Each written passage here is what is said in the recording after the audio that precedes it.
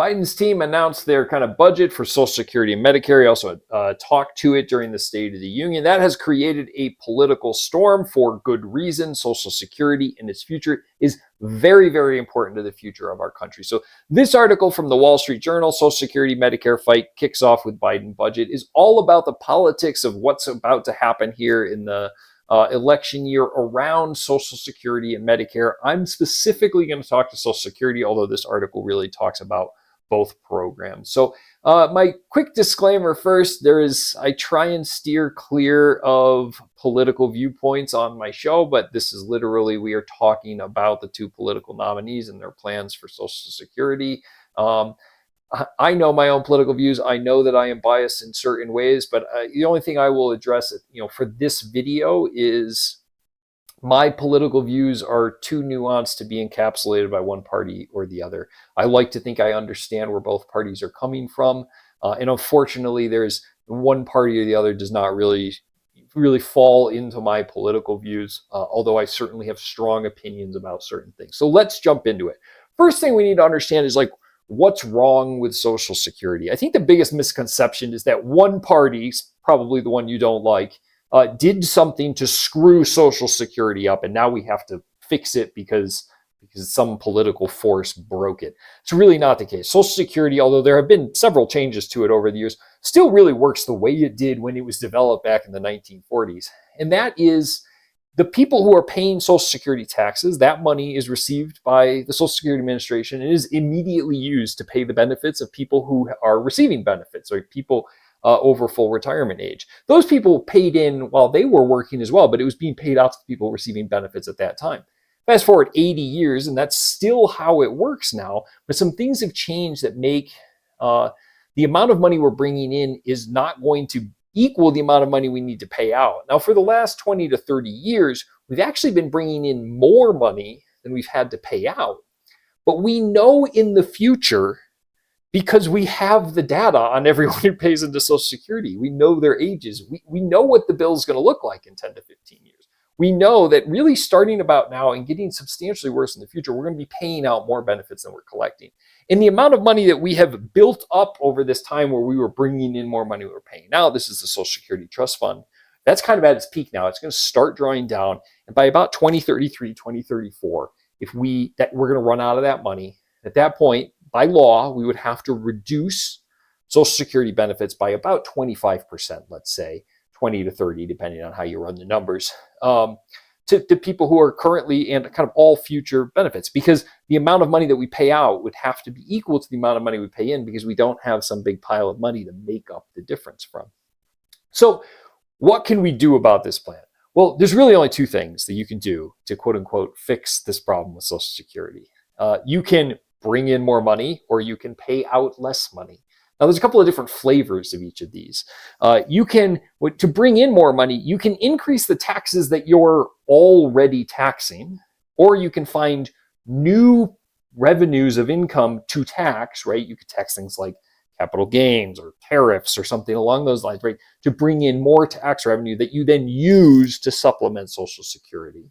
Or you can have more people that you're taxing, right? You get more workers to tax, but we have a labor shortage, so that's unlikely to be a solution anytime in the near future. The second thing we do is we can reduce the amount of benefits paid out, right? And really, you've got two options there. You can pay less years of benefits, or you can pay less per year to the people receiving the benefits. Now, of course, all of these things can be done in varying degrees. You can make the rich pay more. You can pay out less to wealthy people, right? You could, there's varying shades of all of these things. So what are the plans? The first plan that this goes over is Biden's, which is largely along the kind of tune that the Democrat Party has been playing for the last, 8 to 10 years, which is raising taxes on those, specifically in this article they reference, earning more than $400,000, as well as something I haven't heard, kind of before, taxing other sources of income, investment income, and things like that. Now, just to be clear, I would be undeniably affected by this. Not only myself, but many of my clients would be affected by this, certainly if it was an investment experience. So what do I think of this system? I think it's a pretty good idea, and I think they should do it. The simple truth is that you can only tax the wealthy so much before it does start to have an impact. And it's not as big of a section of American wealth as people think it is. They think it's just this infinite source of money that you can tax. That is not the case. However, this to me makes sense, and I'm not going to go into my politics as to why I think that this is a good. The numbers are talking about what they're going to raise. This is not a huge dramatic impact. So bringing in more tax revenue in this way, to me, makes a lot of sense. This is the raise income. Now, the political fight is over both sides, claiming that they're not going to cut benefits, right? Because that's if the only two ways to solve the Social Security crisis are to increase taxes and to reduce benefits, both of those things are very unpopular in America. And if you want to be elected, it's much easier to say that you're not going to do anything. But remember that if you support a politician who says that we're not going to make any adjustments to Social Security, we're going to keep it the way it is, that is meaning that they support, in 8 to 9 years, reducing Social Security benefits across the board by 23%. Because if they're not going to do anything to fix the problem, that will become the reality. Okay, so this is a lot of finger pointing. Specifically, this article talks about the Democrats pointing at the Republicans and saying they plan on cutting benefits, which a few of them have. But most of the Republican, kind of center is around increasing full retirement age. And I should note that Trump really has not come out and said what his plan, quote unquote, for Social Security. We could infer from that, if he does not have a plan, that it would imply that we're not going to do anything about it. But the Republican center has said we're going to increase full retirement age. So is that cutting benefits? I could convince you both ways. Let's first convince you that it is cutting benefits. If you're going to live to 80 and full retirement age is currently 67, and they change full retirement age on you to 70, then you're going to receive 3 less years of Social Security benefits than you would have before they made that law, right? Before they changed full retirement age. Not only that, you also no longer have the option of deferring benefits, growing them bigger, and if you take them earlier, you get even less. So it's kind of this three impact of increasing Social Security age, which is why it is so effective. And that is undeniably, from your perspective, cutting your benefits. But let's look at it a different way. This is life expectancy tables at age 65 for Americans. So this is all races, both sexes. This is from the CDC, by the way. So back in 1950, around the time of Social Security, when people were really starting to receive Social Security benefits, 14 years. If you were alive at age 65 in 1950, starting to receive Social Security benefits, on average, you live 14 years. Now, more modern times, this only goes to 216.